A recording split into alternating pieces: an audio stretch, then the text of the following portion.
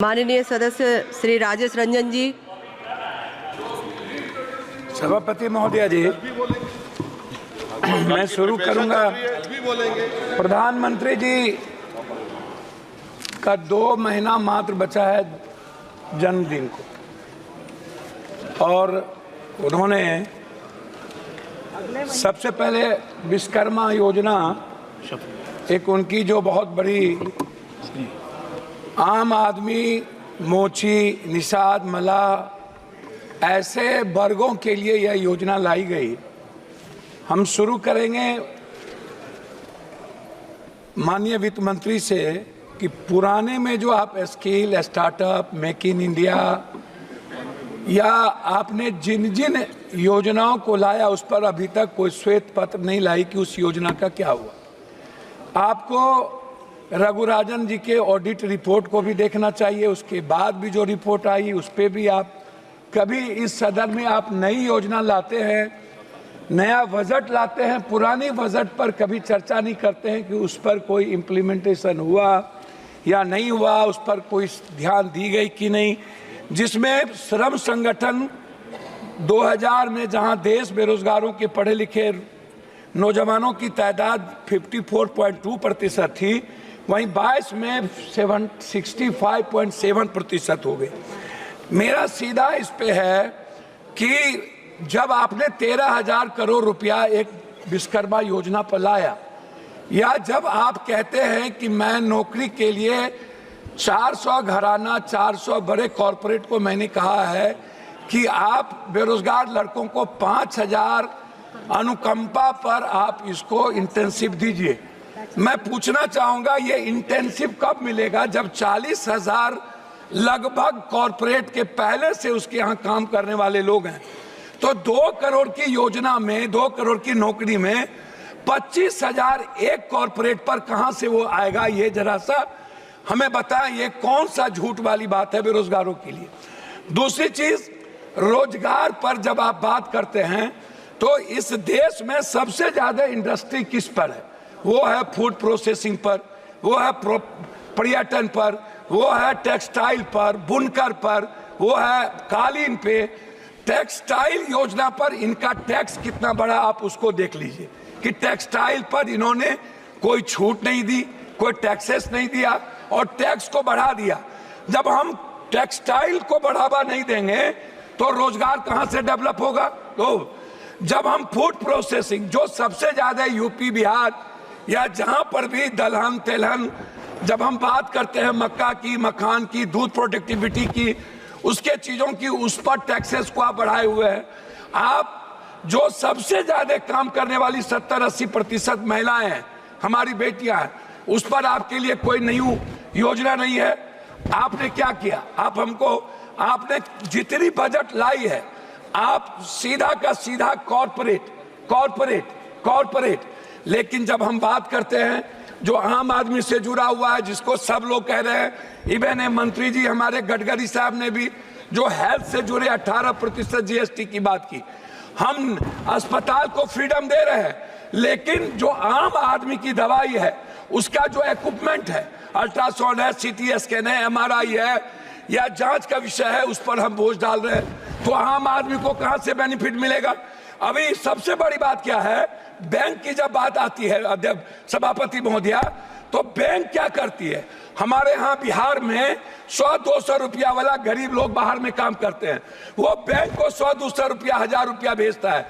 Bank minimum balance के लिए 1000, 5000, 7000 रुपया काट लेता है।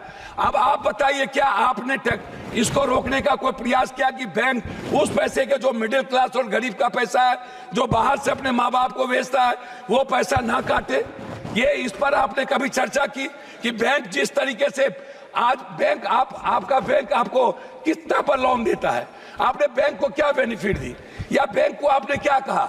जो बांग्लादेश में आज जो मोहम्मद यूनुस को वहां बनाने की मांग उठी, क्यों उठा? उसका कारण क्या था? उसके सबसे बड़े कारण थे कि उन्होंने बैंकिंग सेक्टर को आम लोगों के लिए उसके लिवलाइज, उसको लोन का, उसके ब्याज और उसकी सूद को कम किया। लेकिन क्या मिडिल क्लास कोई गरीब आदमी कर सकता है? हम आते हैं किसान पर, आपने किसान पर टैक्स नहीं बढ़ाया, लेकिन आपने क्या किया? 50 किलो खाद को आपने 45 किलो कर दिया, आपने 40 किलो कर दिया। मैं जानना चाहता हूं कि 45 किलो को 50 किलो को क्यों कम कर दिया। दूसरी चीज जो सबसे बड़ी बात है उसको मैं आपसे कहना चाहूंगा कि मैडम बार बार रोजगार की बात होती है, बार बार यूथ की बात होती है, एजुकेशन की बात होती है। हमें आप मैडम बताइए, दलितों को स्कॉलरशिप मिलता था, स्कॉलरशिप में अब क्या किया गया, उस दलित के स्कॉलरशिप को रोक दिया गया। कहा गया पहले तुम एडमिशन लो, 60% जब तुम्हारा, मैडम मैं आ रहा हूं, 60% जब तुम्हारा होगा अटेंडेंस तब हम तुमको स्कॉलर देंगे। इस तरह मिनिमम मदरसे की आप चीजों को 2 करोड़ कर दिए। आप अल्पसंख्यक जैसे मौलाना आजाद जो फेलोशिप था उसको आपने बंद कर दिया। आपने बजट को आपने सीधा 117 करोड़ पर ले आए अल्पसंख्यक के लिए। तो जो आप सबका विकास, सबकी बात करते हैं नरेंद्र मोदी जी की सरकार। मेरा मैडम लास्ट है बिहार से। बिहार सरकार ने लगातार बिजली को लेकर के वन नेशन, जैसे वन नेशन वन एजुकेशन की बात उठती रही, वन नेशन वन हेल्थ जो हमारे राजस्थान की सरकार ने किया, बिहार सरकार ने 4 चीज आपको भेजा है। एक भेजा है वन नेशन वन टेरिटरी बिजली पर जो सबसे ज्यादा मांगा, 4000 करोड़ रुपया बिहार सरकार पर अब ज्यादा बोझ पड़ता है। धन्यवाद। मैं कम कर रहा हूं, 70 पैसा मैडम, 70 पैसा एक आदमी पर पड़ता है। दूसरा, लगातार बिहार सरकार की ये योजना है हाई डैम से 40,000 करोड़ विद्युत परियोजना को बढ़ावा देना, हाई डैम, जिससे पूरा का पूरा कोसी, सीमांचल, मिथिलांचल को बढ़ावा मिलेगी। मैडम अब क्या हुआ इस बजट में? क्या आपने नेपाल सरकार से बात करके आपने हाई डैम बनाने की परियोजना की? एक तीसरा चीज बिहार सरकार ने कहा है कि हमको 15 लाख कर रहा हूं, एक मिनट लास्ट कर रहा हूं मैडम, एक मिनट। बिहार सरकार ने कहा है कि हमको उद्योग को बढ़ावा देने के लिए हमको 15 साल आप जीएसटी माफ कर दीजिए ताकि हम अपने डेवलप करें। आपका हमको नहीं चाहिए, चाहे डालमिया नगर, हमको आईएम की बात हमने किया पूर्णिया में, हमने आईटी की बात किया पूर्णिया में, हमने बात की मक्का और मखान पर फैक्ट्री की, आपने वो नहीं किया। तो आप उल्टे ही सारे के सारे मिडिल क्लास के पर जीएसटी का बोझ डाल दिया, आपने युवाओं पर, गरीबों पर बोझ डाल दी, आपने किसानों पर बोझ डाल दिया, लेकिन आप कॉर्पोरेट को सपोर्ट करते रहे। अब हम लोग को बोलने के लिए पहले आप खड़ा कर देंगे। लास्ट कर रहा हूं, हमको 30 सेकंड हम 30 सेकंड के लिए 30 सेकंड कंप्लीट। मेरा आग्रह ये है कि कम से कम बिहार के लिए मेरा आग्रह आपसे है कि विशेष पैकेज, विशेष राज्य की बात हमारे मुख्यमंत्री करते रहे हैं, हम लोग मिलकर विशेष पैकेज वाटर, पर्यावरण और जलवायु और पर्यटन, सबसे विशेष पैकेज हम कोसी सीमांचल के लिए विशेष पैकेज की मांग करते हैं ताकि मक्का और मखान पर आधारित फैक्ट्री को डेवलप करें। हम अधिक से अधिक बिहार में हम एयरपोर्ट को डेवलप करें। इसके लिए आपकी कोई योजना नहीं है। बहुत बहुत धन्यवाद मैडम।